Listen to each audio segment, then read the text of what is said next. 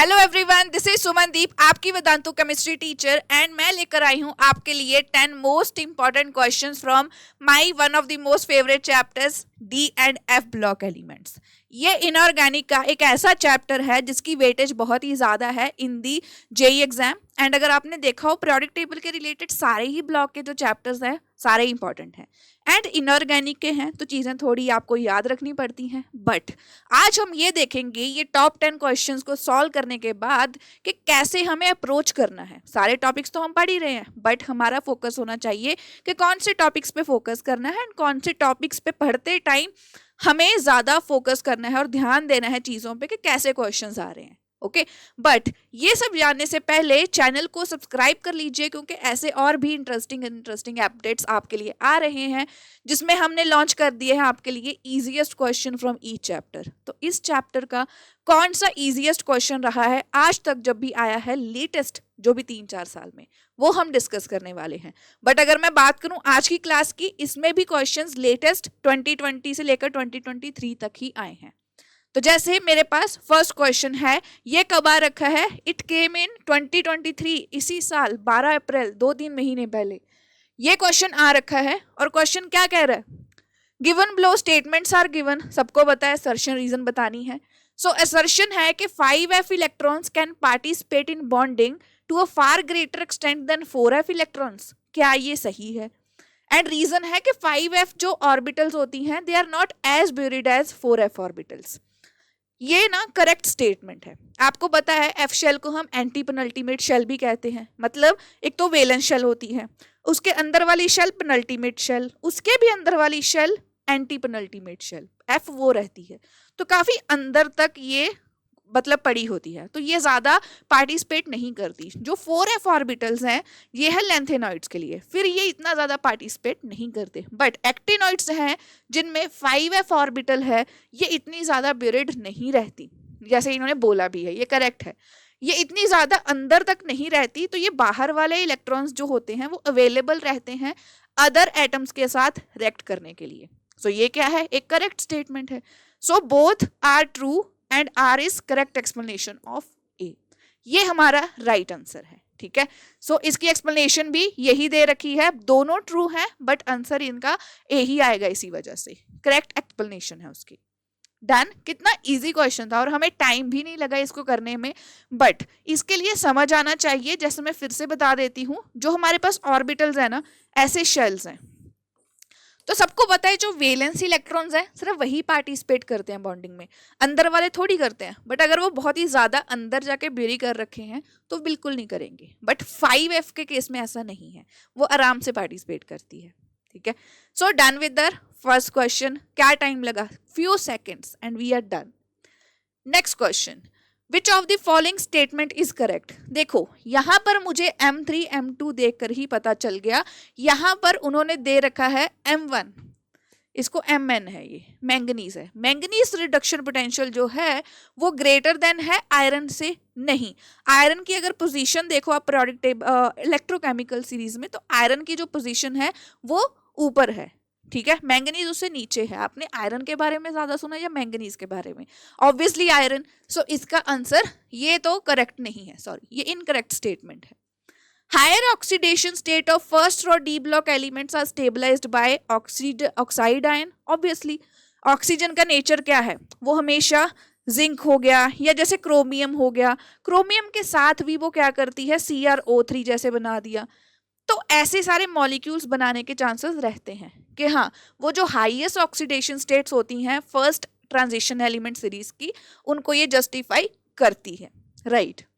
Aqueous solution of chromium can liberate hydrogen from dilute acid. क्या ये सही है? यस। जो क्रोमियम है वो ज्यादा रिएक्टिव है, अगर आप रिएक्टिविटी सीरीज को देखो तो ये पॉसिबल है। So this is also correct. Magnetic movement of V2 positive is observed between this much. तो ये कैसे निकालते हैं मैग्नेटिक मूवमेंट, ये डिपेंड करती है नंबर ऑफ फ्री इलेक्ट्रॉन्स पे। तो इसमें वेनेडियम 3 पॉजिटिव, वेनेडियम की कन्फिग्रेशन क्या है, 3d3 4s2। तो यहाँ पर वेनेडियम 2 पॉजिटिव में 3 अनपेयर्ड इलेक्ट्रॉन्स हैं। तो अब 3 अनपेयर्ड इलेक्ट्रॉन के हिसाब से अगर मुझे इसकी निकालनी पड़े मैग्नेटिक मोमेंट की value, so 3 plus 1, so this value comes out to be 3 into 4 that is 12। अब 12 का अंडर लेना है, जो वैल्यू इनके बीच में तो बिल्कुल नहीं आएगी, सो ये भी गलत है। सो कौन सी स्टेटमेंट करेक्ट है? बी एंड सी। ये देखो, ये क्वेश्चन तो सबको पता है कि मैग्नेटिक मूवमेंट के ऊपर क्वेश्चन आएगा ही आएगा, है ना। सो इस चीज को अच्छे से देख लेना है, सारे एलिमेंट्स की आपको कॉन्फ़िगरेशन का आइडिया होना चाहिए। एंड इस चीज को सॉल्व करने के लिए आपके माइंड में इलेक्ट्रो जो भी केमिकल सीरीज है उसकी एक इमेज छपी हो कि कौन सा एलिमेंट ऊपर है कौन सा नीचे है, चाहे आपको रिडक्शन पोटेंशियल की वैल्यूज याद नहीं भी हैं, ओके। बट यहाँ पर मैंने मेंशन कर दी है, मैंगनीज की वैल्यू है 1.57 एंड आयरन की वैल्यू क्या है 0.77 एंड ऐसे ही क्रोमियम का जो है वो ग्रेटर है, सो इट्स वैल्यू इज 41। सो ये हाइड्रोजन को क्या कर सकता है? Liberate, okay. अगर ये चीज में दिक्कत आ रही है ना समझने में, सो इस चीज को ना एक बार इलेक्ट्रोकेमिस्ट्री का जो मेरा लेक्चर है अब वो जाकर जरूर देखना, उसमें ये मैंने एक्सप्लेन करा हुआ है, बहुत अच्छे से करा है हमने ये topic, okay. Which halogen is known to cause, ये थर्ड क्वेश्चन है, ये आ रखा है 8 अप्रैल की मॉर्निंग शिफ्ट में, जेई एग्जाम के शिफ्ट में। यहाँ पर which halogen is known to react, कौन सा रिएक्शन है? सिंपल कॉपर का कोई ना कोई हैलाइड बनेगा, सो कौन सा? क्या सारे हैलोजन्स देते हैं? Only iodine, only bromine, only chlorine. अब हम तो यहाँ पर टिक कर देते कि सारे हैलोजन, बट अगर कंपेयर करूं सो आयोडीन इसकी बॉन्ड एनर्जी बहुत कम है, बॉन्ड एनर्जी काफी कम है, तो इसको लिबरेट करना काफी इजी है, सो ये जाता है आयोडीन के लिए।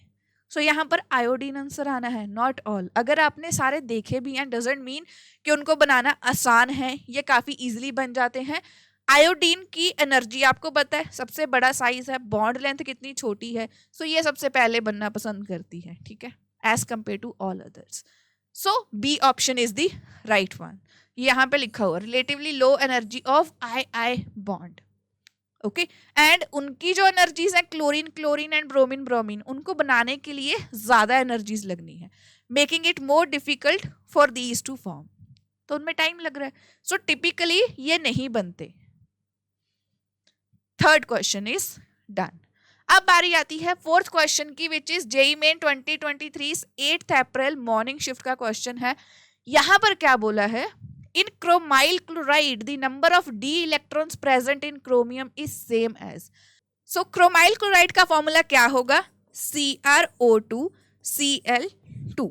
अब अगर मैं करना चाहूँ इसकी ऑक्सीडेशन स्टेट फाइंड, तो क्या है इसकी ऑक्सीडेशन स्टेट? X ले लेते हैं, 2 ऑक्सीजन है, प्लस 2 इंटू -2 प्लस 2 इंटू -1, तो क्या ऑक्सीडेशन स्टेट आती है? -4 -2 equal to 0, x comes out to be +6, x is equal to +6। तो इसकी कन्फिग्रेशन वैसे क्या रहती है क्रोमियम की? 3d5 4s1। तो अगर मैंने +6 कर दिया क्रोमियम को +6, तो 6 के 6 इलेक्ट्रॉन निकल गए, 3d0 4s0। अब हमें बताना है कि क्रोमाइल क्लोराइड में number of D electron present वो सेम है एज इन, अगर मैंगनीज की अगर मैं बात करूं with 5th oxidation state manganese की, यहां पर पता चल गया, ये सारा मैं इरेज कर दूं। क्रोमियम का नंबर ये है, अब what about manganese number? Manganese का नंबर है 25, यहां पर दे भी रखा है उन्होंने मैंगनीज का नंबर। सो इसके अकॉर्डिंगली भी क्या होना चाहिए? 3d5 1 2 3 4 5 and 4s2। सो मैंने अगर रिमूव कर दिए number of electrons present in and 6 and 7 electron remove करे हैं, सो ये सारे इलेक्ट्रॉन रिमूव, मतलब 3d0 4s0। यही तो क्रोमियम की निकाली थी मैंने क्रोमाइल क्लोराइड में, Cr2O2Cl2 में क्रोमियम की कॉन्फ़िगरेशन क्या बन रही थी +6 में? 3d0 4s0। तो मैंगनीज की भी वही है, तो और ऑप्शंस पे जाने की जरूरत ही नहीं पड़ी। और ये सब निकालने से आपको वैसे भी आइडिया लग जाता है कि क्रोमियम एंड मैंगनीज ना हमेशा साथ साथ चलते हैं, जैसे कॉपर एंड जिंक साथ चलते हैं, निकल एंड कोबाल्ट चलते हैं, इसी तरह मैंगनीज हमेशा चलता है इसके साथ, क्रोमियम के साथ। ठीक है, सो ऐसे आप कर सकते हो चाहे कोई भी क्वेश्चन आ जाए। गुड थिंग इज उन्होंने आपको ऑलरेडी दे रखी है इसकी कन्फिग्रेशन, चाहे स्कैंडियम, टाइटेनियम, वेनेडियम कुछ भी दिया होता। डन, यहां पर भी करा हुआ है। Next question, strong reducing and oxidizing agents among the following. मुझे पता था एक आधा लेंथेनॉइड एंड एक्टेनॉइड का क्वेश्चन तो वो पक्का डालेंगे, चांसेस रहते हैं 50-50 आते हैं। यहाँ पर ये है फिफ्थ क्वेश्चन, ये 6 अप्रैल को ही आ रखा है इसी साल की शिफ्ट में। सो यहाँ पर क्या है, हमारे पास कुछ दे रखे हैं, हमें पता है लेंथेनॉइड स्टेबल रहते हैं +3 ऑक्सीडेशन स्टेट में। सो यहाँ पर कौन कौन से करेंगे, Cu4 EU पॉजिटिव, अरे ये तो सेम ही ऑप्शन दे रखी है। सो ये वाली ऑप्शन, ये Tb4 या Ce4N3, नहीं, B option is right, B और ए दोनों ही सही हैं। अब यहाँ पर उन्होंने पूछा है कौन स्ट्रॉन्ग रिड्यूसिंग है एंड कौन स्ट्रॉन्ग ऑक्सीडाइजिंग। अब यहाँ पर बात आती है, देखो इनको 3 में जाना है, यूरोपियम 2 को यूरोपियम 3 में जाना है। इसको क्या करना पड़ेगा, इसको 1 इलेक्ट्रॉन लूज करना है, इसको 1 इलेक्ट्रॉन लूज करना है। जो खुद इलेक्ट्रॉन लूज कर रहा है, खुद ऑक्सीडाइज हो रहा है, दूसरे की क्या करेगा, रिडक्शन। तो ये रिड्यूसिंग एजेंट है, ये यहाँ पर रिड्यूसिंग एजेंट है। यहाँ पर इसकी बात करें तो इसमें क्या है, इसको जाना है 3 पॉजिटिव में, तो इसको गेन करना है इलेक्ट्रॉन, इसको खुद की रिडक्शन चाहिए, बट खुद की रिडक्शन जब करवाएगा दूसरे की क्या करेगा, ऑक्सीडेशन, तो ऑक्सीडाइजिंग एजेंट है। So B is the right option. कितना इजी क्वेश्चन था यहाँ पर ये, ठीक है। ऐसे इजी क्वेश्चंस आते रहते हैं। मोस्ट स्टेबल कन्फिग्रेशन जो है इलेक्ट्रॉनिक्स कन्फिग्रेशन के बाद, इनकी स्टेट क्या है, +3, एंड इनके पास ये वैल्यूज आती हैं। वैसे भी क्वेश्चन आ सकता है कि यहाँ पर कौन ऑक्सीडाइजिंग एजेंट है, कौन रिड्यूसिंग एजेंट। सो प्लीज जब भी पढ़ने बैठो इस चैप्टर के बारे में, जिनकी configuration half filled, full field और ऐसी है जो 3 के आसपास है, उनको याद रख लेना। नेक्स्ट 6 क्वेश्चन, ये भी आ रखा है 1 फरवरी जनवरी, नहीं ये आ रखा है जेई मेन की 2023 की शिफ्ट जो भी है 1 को हुई थी इवनिंग में, उसमें ये क्वेश्चन आ रखा है, copper 2 positive in water is more stable than copper positive. ये तो हमें पता है, कॉपर 2 पॉजिटिव है, ये ज्यादा स्टेबल है हमारे पास। ओके, कॉपर 2 पॉजिटिव क्यों स्टेबल है, होना तो ऐसे चाहिए ना, कॉपर की 29 नंबर है तो 3d9 ऐसा नॉर्मली होता है, बट हमारे पास जो कन्फिग्रेशन है 3s, अच्छा ये होता है 3d10 4s1, तो अगर एक इलेक्ट्रॉन निकल जाए तो हमारा कॉपर पॉजिटिव जो है वो फुली फिल्ड हो गया, स्टेबल होना चाहिए। बट कॉपर 2 पॉजिटिव आप हमेशा पढ़ते हो, क्यों, क्योंकि इसकी जो हाइड्रेशन इंथैल्पी है, हाइड्रेशन इंथैल्पी मतलब पानी में जाते ही चारों दिशाओं से इसे पानी ने घेर लिया है। सो जब पानी चारों तरफ है तो इसकी हाइड्रेशन इंथैल्पी काफी ज्यादा है, इसी वजह से ये कॉपर 2 पॉजिटिव ये ज्यादा स्टेबल है कॉपर पॉजिटिव से। फर्स्ट स्टेटमेंट तो करेक्ट है असर्शन, बट रीजन गलत है। उन्होंने बोला ये कम है, नहीं ये ज्यादा है उससे। So A is correct but R is not the right option. So A is correct but R is not correct, ये आंसर था, ठीक है। और ये हमारा 6 क्वेश्चन भी हो गया। Due to high energy density charge density on Cu positive, high hydration enthalpy है। ओके, हाइड्रेशन इंथैल्पी की सबसे पहले हमने बात करी होती है लिथियम के केस में, लिथियम से ज्यादा किसी की भी नहीं होती, इसी वजह से वो बहुत स्टेबल है। Now ammonical metal solution gives a brilliant red PPT on addition of dimethyl glyoxide। ये भाई इतना इजी क्वेश्चन और इस नाम में ही आप उलझ जाओगे, दिस इज DMG, और इसका नाम सुनते ही DMG में आपके मुंह में ऑलरेडी नाम आ गया होगा मेटल का, मेरे मतलब मैंने स्टॉप करा है खुद को। सो बताना है कौन सी मेटल के साथ बनता है। देखो ये जब आप एक्सपेरिमेंट्स करोगे लैब्स में जाकर, आप इसका एक्सपेरिमेंट भी करोगे, आप खुद से ये रेड कलर का PPT भी बनाओगे। ये बनता है हमेशा निकल DMG, निकल के साथ बनता है ये, आंख बंद करके इस पे आंसर कर सकते हो। और ये आ रखा है 24 जनवरी की इसी साल की शिफ्ट में, इतना easy question, like cherry on top, ये ऐसा क्वेश्चन आ जाए अगर। बहुत इजी है ये, देखो निकल एंड DMG, और ये कोऑर्डिनेशन कंपाउंड्स में भी आप पढ़ोगे। और इसका जो रेड कलर होता है, रोजी रेड लिखा है, ब्रिक जैसा दिखता है वो। Okay, next question, 8th number question, JEE Main 2022, ये अगले पिछले साल आ रखा है। इस क्वेश्चन में हमें बताना है कि कौन से 3D मेटल की हाइड्रेशन एंथैल्पी सबसे कम है। ये हाइड्रेशन एंथैल्पी क्या होता है, जब आप एक आयन के पास बहुत सारे वाटर मॉलिक्यूल्स आ जाते हैं, तो due to interaction with water जो एनर्जी रिलीज होती है, दैट इज हाइड्रेशन एंथैल्पी। और जब आप पीरियड में मूव कर रहे हो, like from here to there, फ्रॉम यहाँ पर जिंक है, फ्रॉम स्कैंडियम, तो पीरियड में जाते जाते क्या हो रहा है, साइज जो है वो डिक्रीज कर रहा है। अब जब साइज डिक्रीज कर रहा है, सो उसकी वजह से क्या हो रहा है, डिक्रीज की वजह से वो छोटा हो रहा है। अब जैसे छोटा साइज है, उसके अराउंड ज्यादा वाटर मॉलिक्यूल्स आते हैं, छोटे बच्चे के पास ज्यादा लोग उसे खिलाने के लिए आते हैं, तो बस वही कंसेप्ट लगा लो।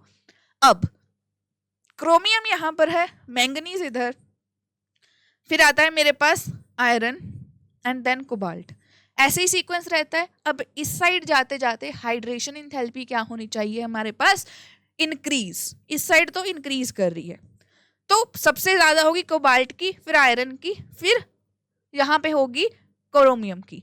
अब इनकी 2 पॉजिटिव स्टेट दे रखी है। अब क्रोमियम की अगर 24 नंबर है, सो कन्फिग्रेशन रहती है 3D5 4s1।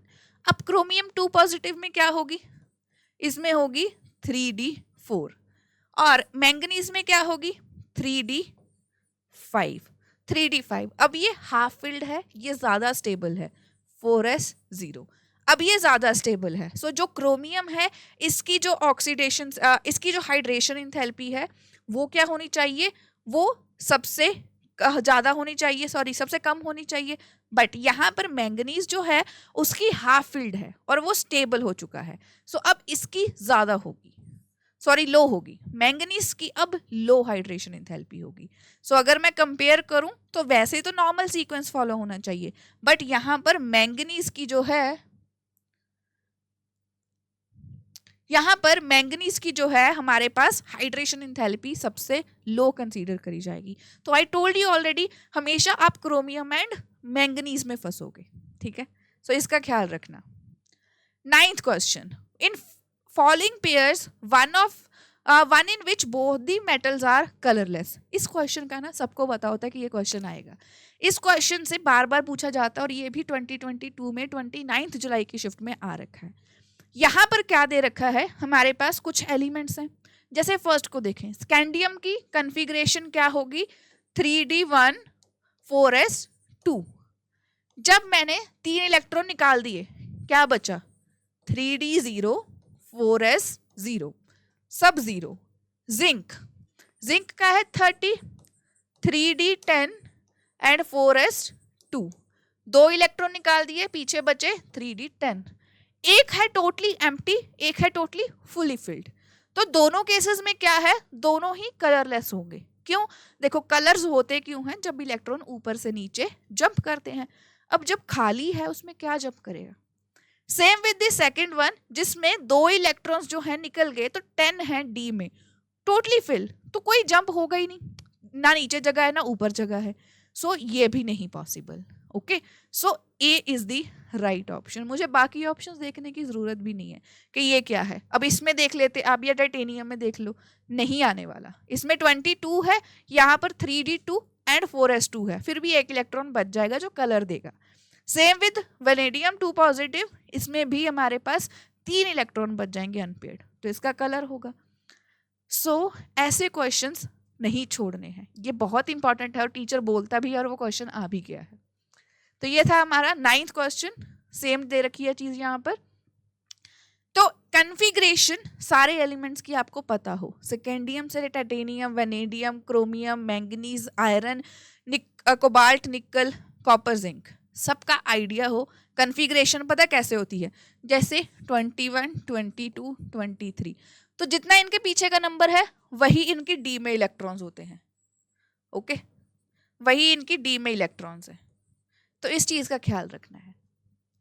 Last question 10th number. देखो डी ब्लॉक के जो एलिमेंट्स हैं ये कैटलिस्ट का रोल बहुत अच्छे से निभाते हैं। निकल के बारे में सुना है आपने, आपने पैलेडियम के बारे में, प्लैटिनम के बारे में सुना है, वो क्या है, वो सारे इसी में तो आते हैं। यहाँ पर इन्होंने पूछा है लिंडलार्ड कैटलिस्ट कहाँ पर यूज होता है। लिंडलार्ड कैटलिस्ट आपका यूज होगा इन ऑर्गेनिक केमिस्ट्री। रिएक्शंस पे नहीं जा रहे, हमारे पास कौन सा है इनमें, सो वो है हमारे पास पार्शली डीएक्टिवेटेड पैलेडाइज्ड पैलेडियम चारकोल, और इसके साथ हम यूज करते हैं एक पॉइजन एज वेल, क्विनोलिन। ये एज अ पॉइजन एक्ट करता है, ये ऑर्गेनिक रिएक्शन में होगा। बट लिंडलार्ड कैटलिस्ट जो है दिस इज इंपॉर्टेंट, चाहे वो लिंडलार्ड है, चाहे वो जिगलरनाटा है, चाहे वो कोई भी कैटलिस्ट है। और एंजाइम्स में कौन सा आयन्स यूज हो रहा है मेटल आयन, उसकी भी बहुत इंपॉर्टेंस है। वो आपके चांसेस हैं क्वेश्चन आने के, वो यहाँ पे चलो नहीं है बट उसके क्वेश्चंस भी इंपॉर्टेंट है। ठीक है, सो ये आ रखा है 2021 में। इसके अलावा ये कहाँ पर यूज हो रहे हैं इसका भी आइडिया होना चाहिए। ओके, इसकी जगह पर कोई क्वेश्चन पूछ ले, आपके पास एक लिस्ट होनी चाहिए सारे कैटलिस्ट की, वो कहाँ पर काम आ रहे हैं। जैसे हेबर प्रोसेस में आयरन काम आ रहा है ना, ऐसे ही हमारे पास जो हाइड्रोजनेशन है हमारे पास एल्कीन्स की, उसमें क्या आ रहा है, निकल आ रहा है वहाँ पर। तो ऐसी अगर याद हो तो अच्छी बात है। बट आज के लिए इतना ही। डी एंड एफ ब्लॉक के क्वेश्चंस हमने कर लिए हैं। इसके साथ नेक्स्ट सेशन में I will post a video of easiest question from D block elements, वो भी हम करने वाले हैं। बट अभी के लिए जो मैंने करवाया है वो सब अवेलेबल है हमारे टेलीग्राम चैनल पे, ज्वाइन कर लीजिए, लिंक मैंने डिस्क्रिप्शन बॉक्स में डाल दिया है। क्वेश्चंस बहुत ही इजी थे, सो चैप्टर को इसी अकॉर्डिंगली पढ़ना है कि क्वेश्चंस कैसे आ रहे हैं। बट आज के लिए बस इतना ही। Thank you so much for watching, और ऐसी मोर इन्फॉर्मेशन के लिए चैनल को सब्सक्राइब कीजिए एंड देखते रहिए वीडियोज़। Bye bye.